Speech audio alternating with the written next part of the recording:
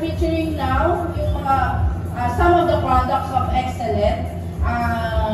Especially the squid ink. We have a new product.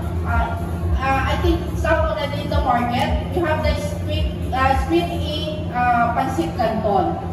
It's not only the ink, but it's flavored siya ng squid.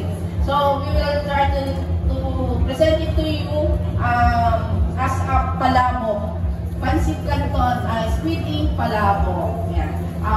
This is Chef Boyet po. Yes, it's an excellent morning to everyone. So, katulad na sabi ni Chef Raymond, matitikman ninyo yung bagong dish namin using our own brand, which is Excellent.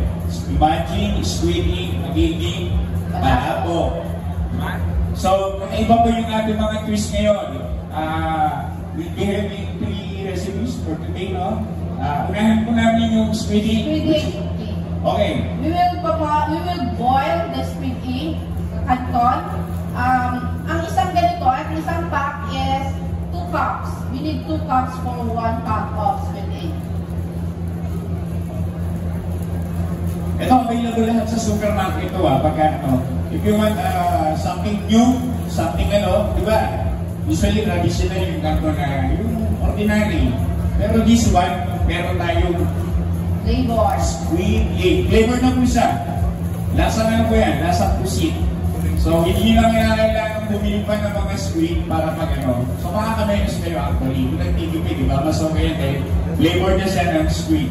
Okay, yeah. Sige, syempre naman, ilang minuto natin i-boil yan. We will just boil the canton po ng 2 minutes. Okay, 2 minutes Pagkakulo na, ihulog po yung ating squid ink. 3 minutes po. 3 minutes. We will boil the canton in 3 minutes. Okay, 3 minutes. Di ba kami lang makakinin nyo na merong squid ink noodle. The only company na nagpuproduce po ng noodle na yan, squid